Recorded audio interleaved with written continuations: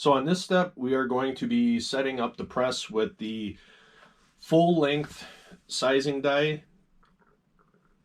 With that, I use the Wilson die. It is a bushing type full length sizing die. When you open it up, this is how it comes. Wrapped in its instruction manual, okay? And that is the die. You have to order the bushings separately, okay? Depending on how thick your case neck walls are and how much neck tension you're looking to have on your bullet, that's going to completely depict on what size bushings you use. I always, for whatever size I feel that I'm going to be going with, I always get one above and one below. The reason being is you might end up with results that you don't want. So you might need slightly more or sometimes slightly less neck tension. It's always best to have a range of different size bushings so that you do have the ability to do that. Right now, I've got mine set up with a .246 size bushing. So I also have a 247 and a 248. So with that being said, as you can tell, I'm actually using the one on the lesser size because the 247 was not giving me the results I wanted, and the 248 still. So then I tried the 246 and everything was really good neck tension, and everything was just right where I wanted it. So that's what I'm using. Now I'm going to go ahead and put this in the press. I've already got it set up with the lock ring for a 2/1000 bump down on the shoulder of the brass. So on the piece of brass, when it goes into the press, it's going to resize the neck, it's going to bump the shoulder down, and then it's going to resize the entire length of the brass to about right where my fingernail is, okay? So I'm using a bolt action rifle. That's why I want the 2,000 shoulder bump. If it was for a semi-automatic, I'd want at least 5,000s. So I try to keep a die set up how I want it for the load that I am loading. And if I'm going to be loading up for a different rifle, I'll actually buy an entirely separate resizing die so that I don't have to guess on the first piece of brass and potentially put that brass out of spec of where I want it by seating or by bumping the shoulder too much. If it's not enough, that's fine. You can adjust and run it through your press again. But once you bump it too much, the only way that you can fix that is to just load it up and fire form it again. So I will go ahead, get that set up in the press, and then we will get the brass ready for running it through the resizing die.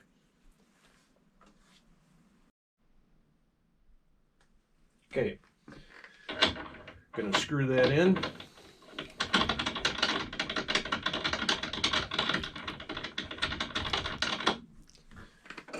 Then I'm just going to put a smidge of tension on there to make sure that it locks into place. Nothing terrible. You don't need to wrench it on there real hard. Just enough pass finger tight.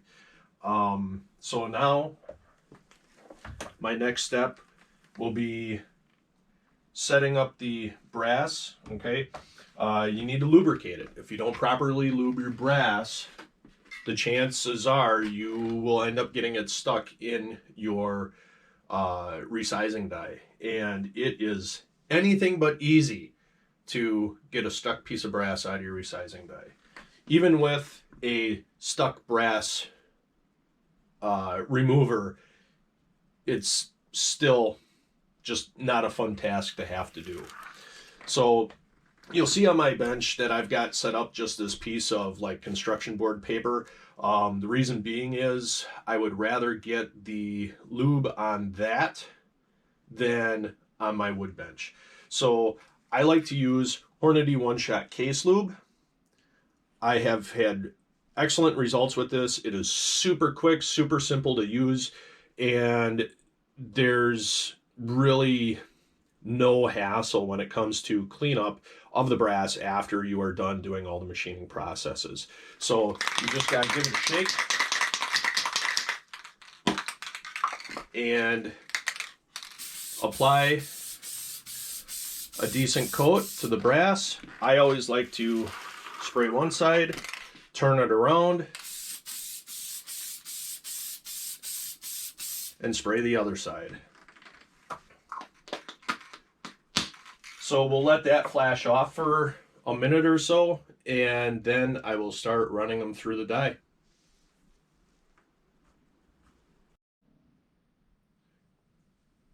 All right, we've got everything ready to go. One thing that you want to do is check where your shoulder is at before you run it through the die so that you can compare to where it is after. I have my comparator set up here already, where before it goes through the press, it comes out at 0.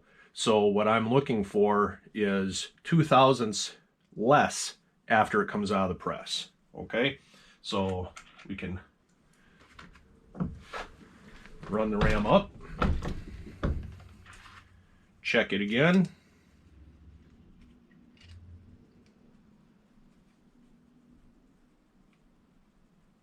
and it actually appears that we did not get any shoulder bump at all. So I am going to have to adjust my die slightly because I want to make sure that I have a 2,000 shoulder bump.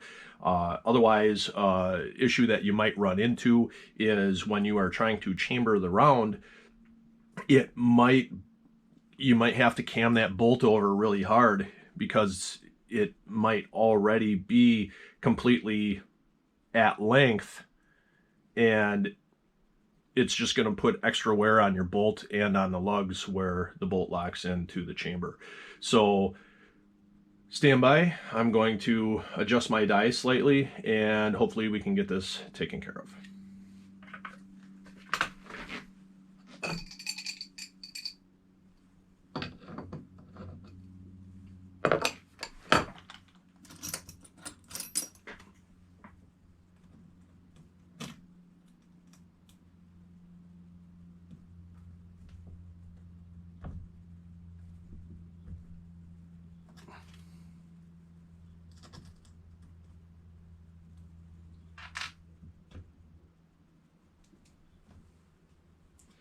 All right, so we adjusted that down slightly. Run it through again. And that was too much. I've got 0.04 of a shoulder bump. So needs to go up slightly.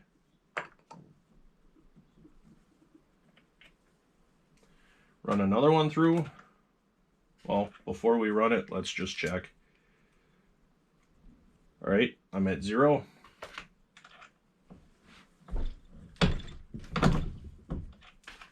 Check it again. And I'm at 0.03. We're going to go up just a hair more. See, and this is what I'm saying, like just the minorest adjustment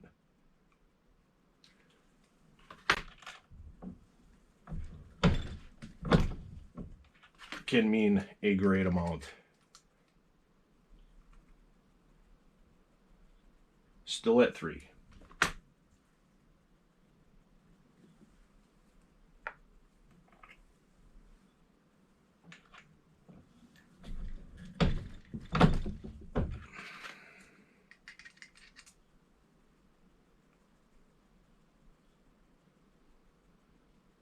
All right, so we are all set. So now I'm going to lock this lock ring in.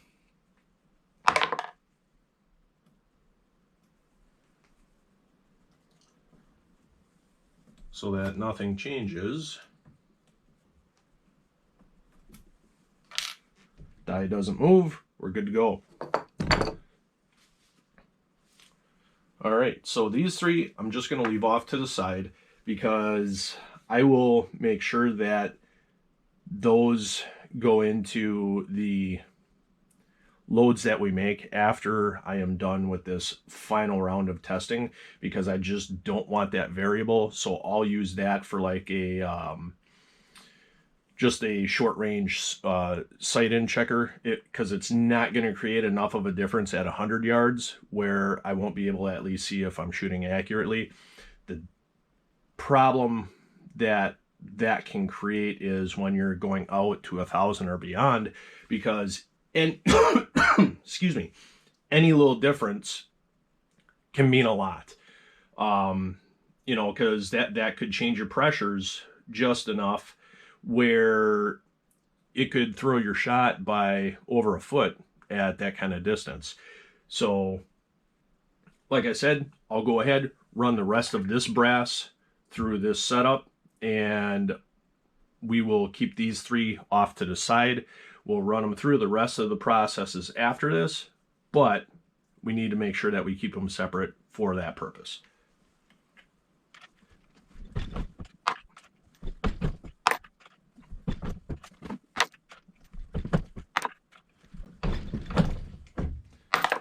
As you can see, as I'm running this through, it really doesn't take a whole lot of effort. That Hornady's one-shot case lube works very well. It is very slippery, and it does not create a thick film. It just feels like a slippery thin film on it.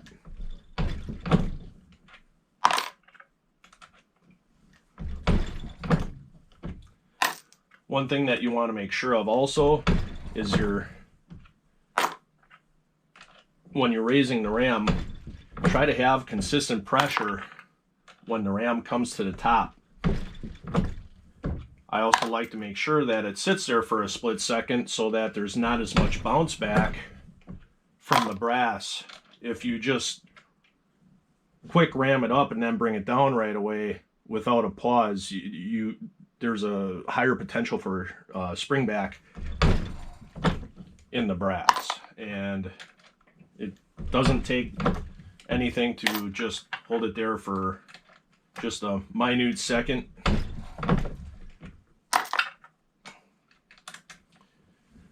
It really doesn't take any more time in the long run, and it might save you a headache down the road.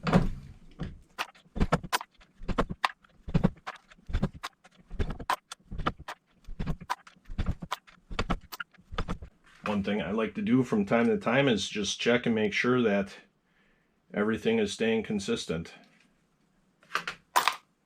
Because once in a great while, for whatever reason, you'll have that fluke where something comes loose and the die starts to back out. And I've had it where I completely screwed up an entire set of brass because something wasn't tightened properly and I was not checking it along the way while I was using it. And you know, when you're using stuff like Lapua brass or even this Starline brass, good brass is not cheap. And if you're not going to take your time and double check your work as you go, it can bite you in the butt.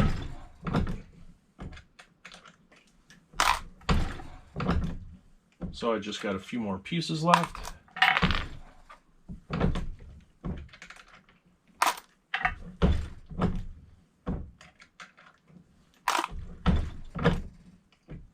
All right, so the brass is resized, and the next thing that we will be doing is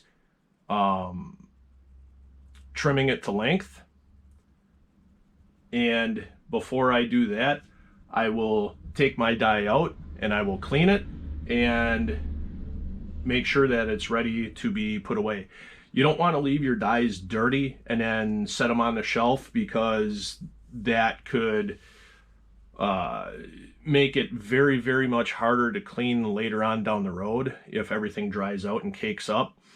Also, if you forget to clean it later on down the road and just start using it, you might start to damage your brass because of a buildup of gunpowder residue mixed with lubrication, and it might not have an outlet if the breather hole is plugged or anything like that on the die. So it's very important to make sure that you always have clean equipment before and after. So I will go ahead and clean this up, and then we will get ready to start trimming everything to length. So I'll be back when I have all that done. All right, so we just got done resizing 100 pieces of brass using this Wilson next sizing full length resizing die. Cleaning it's super simple. I already loosened everything ahead of time, by the way. So you've got your decapping pin and your center rod. I am not going to loosen the lock nut on there. I'm going to leave it set as it is because all I got to do is wipe this down and spray it. Inside the die, here is our neck bushing, okay? That's got to be cleaned. And the inside of the die itself, where the brass cartridge goes into, that all needs to be cleaned out too. As you can see, there is a buildup of sludge from a mixture of gunpowder residue and lubrication. Like I said, really easy. I'm going to end up using the Hornady one-shot gun cleaner and lube. I always do this stuff inside of a box, so I will move this over. All right, first I'll just take the bushing, hit it with a quick blast of the gun cleaner and lube, run the bore brush through the center of it, and then you just have to wipe it down with some paper towel, get the excess cleaner off, and then you can put it off to the side. That is done. Next, I'll do the decapping pin. Just quick hit it with a blast, and all you have to do is wipe it down with the paper towel. It really doesn't need anything else to clean it. It's probably one of the easiest parts of the die to clean. Put that off to the side. And now the main die housing. I will shoot some in from the top and some in from the bottom. And I will take a bristle brush and just kind of run that through on both sides. As you can see, the brush is pretty dirty already. There's a lot of stuff that can build up in there because of the pressure from reforming the brass. So that's why I always hit it with a brush before I just run it through with a bore cotton swab like this. Second, just to get off any residual. Then, once I'm done with that, hit it with the paper towel again. Make sure I clean the threads. As you can see, there's a lot of grime in the threads. Clean the top.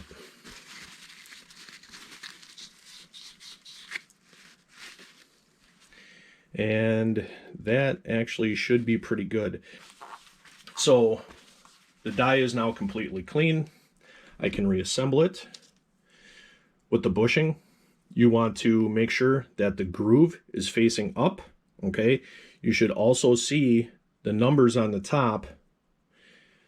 I don't know if you can see that or not, but this one says 246. You want to drop it in with the numbers up, okay? Then you take your centerpiece, thread it in, and make sure that's up.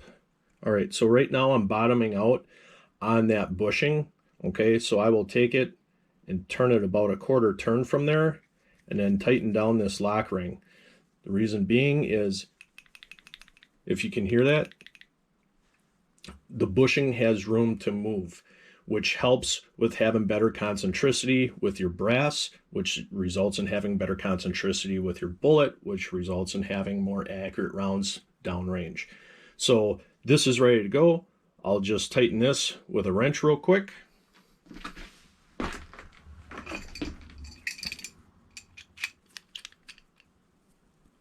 And that's it. Super easy. Now it's ready to go for the next time. We can put it away and it'll be ready.